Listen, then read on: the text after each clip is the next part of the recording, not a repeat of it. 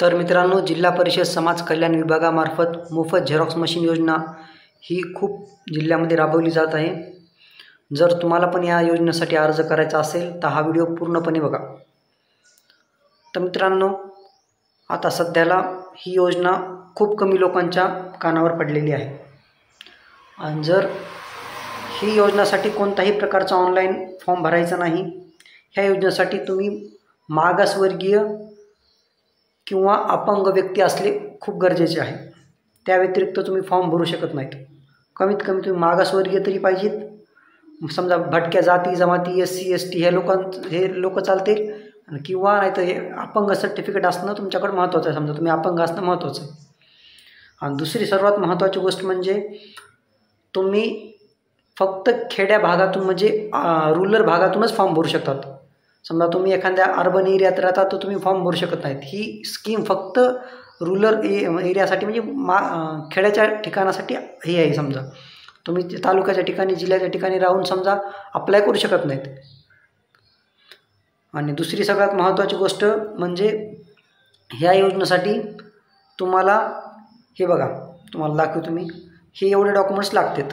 आधार card, PAN card, ration card, जातीचा दाखला, अपंग असल्याचा दाखला, TC, ग्रामसेवकाचा ठराव, रहिवासी दाखला, हे बघा। आणि हे डॉक्युमेंट्स जे आहेत ते जनरल डॉक्युमेंट्स आहेत। प्रत्येक जिल्ह्याकरिता वेगवेगळ्या प्रकारचे डॉक्युमेंट्स लागणार आहेत बघा। 14 ते 15 वेगळे डॉक्युमेंट्स लागणार आहेत। आणि मेन गोष्ट अशी आहे की ही योजना आता किती फॉर्म येतील काय येतील त्याच्यामधून तुम्हाला समजा डायरेक्ट समजा मशीन देणार नाहीत। ते तुमच्या अकाउंटमध्ये पैसे वगैरे जमा करून तुम्हाला मशीन घेणं गरजेचं आहे समजा। आणि मेन म्हणलं तर ह्या योजनाचं हे बघा, समजा ही बघा, ही आहे जालना जिल्ह्याची बातमी। समजा ह्या जालना जिल्ह्यामध्ये काय म्हणाले, 100% अनुदानावर झेरॉक्स मशीन 31 मार्चपर्यंत करा अर्ज 2024। आता समजा जालना जिल्ह्याची 31 मार्चपर्यंत शेवटची तारीख होती, तसं प्रत्येक जिल्ह्याची वेगवेगळी शेवटची तारीख आहे बघा। असं नाही की ही आता 31 तारीख म्हणजे सगळ्या जिल्ह्यासाठी हीच लागू होणार आहे।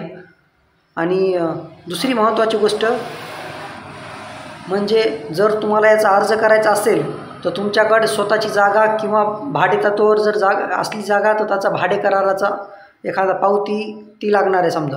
आणि तुम्हाला लाईट बिल बी लागणार आहे। ज्या समजा हे झेरॉक्स मशीन आपल्याला व्यवसाय करण्यासाठी देता येते, तर मग त्यासाठी समजा आपल्याकडे एखादी जागा असणं गरजेचं आहे। जर स्वतःची असली तर त्याचा 7/12 नाही तर नमुना नंबर 8 काहीतरी एखादं डॉक्युमेंट्स लागन। आणि जर एखादा गाळा वगैरे आपण घेतला असला त्याचं भाडे पावती वगैरे द्यावं लागेल यांना बघा। तशी योजना चांगली आहे, पण आता कशी शेवटपर्यंत कशी कुणाला फायदा होते काय आहे त्याची काही गॅरंटी नाही। आणि मेन गोष्ट म्हणायची झाली तर तालुक्या जिल्हा ठिकाणीच्या लोकांचा तर काहीच फायदा नाही, हे खेड्यातल्या लोकांचा फायदा आहे समजा। आणि याच्यासाठी तुम्हाला आता मी जे डॉक्युमेंट्स दाखवलेत त्या व्यतिरिक्त तुम्हाला अजून खूप डॉक्युमेंट्स लागणार आहेत, कारण की प्रत्येक जिल्ह्याची वेगवेगळ्या अटी आहेत, वेगवेगळे डॉक्युमेंट्स लागणार आहेत। म्हणून आपण डायरेक्ट सगळ्यासाठी कॉमन डॉक्युमेंट्स सांगू शकत नाहीत। पण तरी जर मेन सांगायचं झालं तर मिनिमम सगळ्यात महत्त्वाची गोष्ट म्हणजे तुमच्याकडे कास्ट सर्टिफिकेट असणं गरजेचं आहे।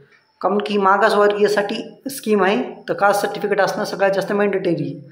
आणि जर तुम्ही अपंग असल्यास तुम्हाला योजनेचा लाभ भेटण्याचे फायदे सगळ्यात जास्त आहेत। आणि जर तरी काही अडचण असली आणि जर तुम्हाला याची अजून माहिती पाहिजे असली तर तुम्ही फक्त डायरेक्ट तुमच्या जिल्हा परिषद समाज कल्याण विभागामध्ये समजा ज्या बी जिल्ह्यात राहतात त्याच्या समाज कल्याण विभागामध्ये भेट द्या। ते तुम्हाला संपूर्ण माहिती सांगतील। कारण की यूट्यूब असो गुगल असो कुठंच काहीच अशी 100% माहिती भेटणार नाही तुम्हाला की ह्या जिल्ह्याची भेटेल। त्या तुम्ही तुमच्या ऑफिसला जा समजा समाज कल्याणाच्या ऑफिसला, ते तुम्हाला सगळी माहिती सांगते। तुमच्या पहिली गोष्ट तर जिल्हा तुमचा चालू आहे का नाही ती तुम्हाला कळन। तर मग याच्यामुळे फक्त यूट्यूबवर समजा प्रत्येक प्रश्नाचं उत्तर भेटणार नाही तुम्हाला जर तुम्हाला खरंच इच्छुक असलं समजायचा फॉर्म भरायचा, जर तुम्ही अपंग असले किंवा मागासवर्गीय असले खेड्यात राहणारी तर तुमचा फायदा होऊ शकते। पण तुम्हाला पहिले असं वरच्यावरी माहिती घेऊ नका, प्रॉपर जा तिथं माहिती घ्या, काय IT आहेत काय नाही त्यांच्याकडून माहिती घ्या, नंतरच फॉर्म।